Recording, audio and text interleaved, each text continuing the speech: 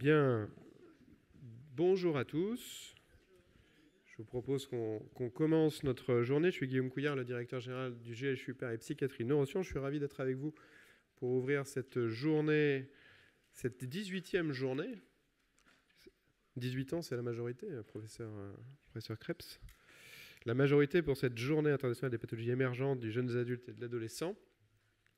Donc bonjour à tous, ravi d'être avec vous. Merci d'être aussi nombreux ici et je crois aussi en distanciel. Je crois qu'il y a une connexion à distance. Et puis ravi d'être ici au ministère de la Santé, ministère de la Santé et de l'accès aux soins. Un thème important dont on reparlera aujourd'hui.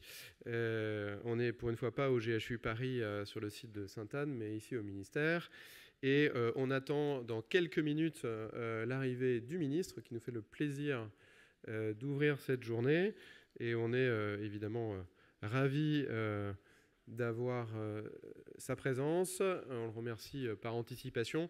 Et on prend avec aussi cette marque de reconnaissance, de considération, d'intérêt politique pour un sujet que vous connaissez tous par cœur, un sujet d'importance et malheureusement peut-être de plus en plus important ces derniers mois et ces dernières années, la santé des jeunes adolescents, des jeunes adultes. Je ne reviendrai pas dans cette introduction sur la situation, vous la connaissez beaucoup mieux que moi. Je voudrais juste insister sur deux points avant de laisser la parole au professeur Krebs. D'abord, peut-être reparler du modèle psychiatre, puisque en présence du réseau Transition, de ses partenaires, finalement ces journées, cette 18e journée, sont l'occasion de mesurer concrètement l'avancée du modèle français de l'intervention précoce, tout en continuant bien sûr de s'inspirer des exemples en dehors de nos frontières. Et il y aura plusieurs intervenants aujourd'hui qui illustreront cette ouverture hors du territoire hexagonal de vos travaux. Alors l'intervention précoce, vous le savez tous, c'est un ensemble de dispositifs qui comprennent à la fois le signalement, l'évaluation, l'orientation adaptée, la prise en charge, dans un schéma, et j'insiste un peu là-dessus, je sais que c'est cher à beaucoup d'entre vous, qui a fait ses preuves scientifiquement.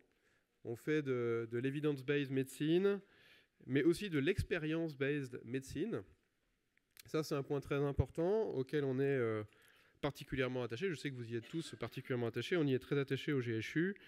L'innovation est mesurée à l'aune des résultats qu'elle apporte et le partenariat en santé, c'est-à-dire le partenariat avec les principaux intéressés, les patients et leurs familles, pour mesurer de leur point de vue aussi l'intérêt de nos approches et de le mesurer scientifiquement.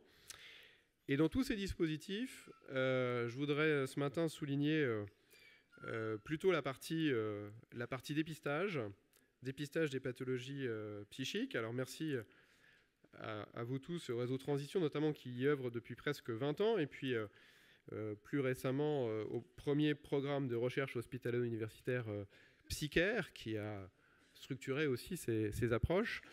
Mais si je reviens sur le sujet du dépistage, alors vous savez tous, vous le connaissez parce qu'il existe depuis un certain temps, il y a déjà un excellent site internet santépsyjeune.fr. Il y avait encore, j'ai vu la pub pour ce site internet qui était dans le hall, qui est déjà un outil extrêmement riche de ressources à destination des patients, de leurs familles, même des professionnels. Et puis cet outil, ce site, il vient d'être augmenté d'un outil de prévention.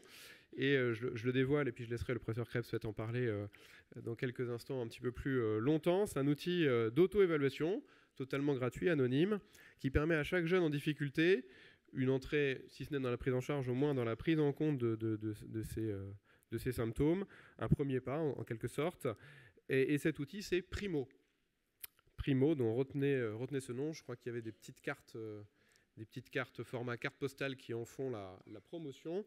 Donc Primo, c'est finalement une réponse pour tout jeune qui se pose la question où tu vas quand ça va pas.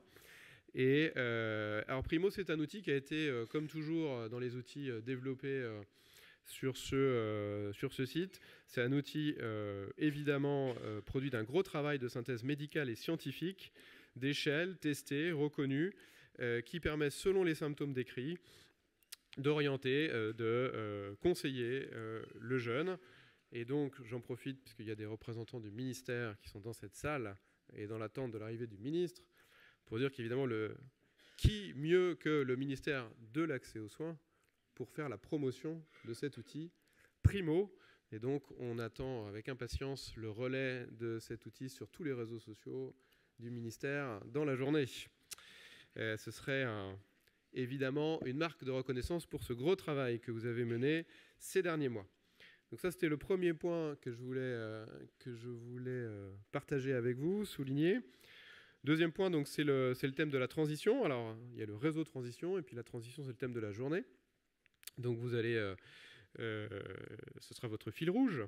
Évidemment, la période qui vous intéresse, c'est la transition entre l'adolescence et l'âge adulte, une période compliquée, finalement un peu mouvante, où la maturité et le rapport au monde peuvent varier selon les individus, et puis où souvent nos cases à nous, nos catégories, pédopsychiatrie d'un côté, psychiatrie adulte de l'autre, eh bien, elles sont questionnées, ces catégories-là, parce qu'il faut s'adapter à chaque situation, à chaque réalité. Pour tout vous dire, en ce moment au GHU, on travaille à l'élaboration de notre prochain projet d'établissement. Et alors, on a fait un premier séminaire avec la communauté médicale. Il y avait trois constats qui ressortaient très forts de ce premier séminaire qui s'est tenu il y a quelques jours. Le premier constat, ça ne vous étonnera pas, c'est que la santé mentale des jeunes est la préoccupation majeure de santé publique actuellement. La deuxième concernait la nécessité de renforcer les capacités amont de détection et de prise en charge pour éviter autant que possible les entrées dans la maladie par une crise aiguë aux urgences. Et puis le troisième sujet, c'était le sujet des transitions, et notamment l'amélioration dans ces transitions entre les enfants et les adultes, l'adolescence et le début de l'âge adulte. Et finalement, quoi de mieux pour préparer ces transitions que de favoriser les échanges, les réflexions partagées, et en ce sens, la journée d'aujourd'hui est en elle-même une contribution importante pour l'amélioration de ces transitions. En tout cas, je n'en doute pas. Donc si je résume, eh bien, les attentes qui s'adressent à nous sont énormes. Des jeunes en détresse, des parents en détresse aussi, des situations qui peuvent se dégrader rapidement. La bonne nouvelle, c'est qu'il existe des solutions qui sont robustes scientifiquement. Les JPJAD sont désormais majeurs, 18 ans. La grande cause santé mentale bat son plein. L'outil Primo est sur les rails et bientôt relayé largement par le ministère de la Santé et de l'Accès aux soins. Et les transitions s'amélioreront grâce à vos échanges d'aujourd'hui. Donc finalement, beaucoup de signaux positifs, des conditions qui sont, me semble-t-il, réunies pour que les quelques heures qui vont nous rassembler fassent date et inscrivent dans l'accès aux soins une méthodologie, une approche à la fois préventive, clinique, déstigmatisante, qui permettent à chaque jeune en proie à des altérations, des détresses psychiques, de trouver une issue à sa situation particulière. Il me reste à vous remercier, le professeur Krebs, l'ensemble de ses équipes, et puis tous les partenaires de Lille, de Nantes, les amis du Québec aussi. J'ai vu que le Québec était représenté aujourd'hui, et tous les participants que je ne cite pas tous, mais que je remercie tous chaleureusement, et je vous souhaite une excellente journée et de très bons travaux.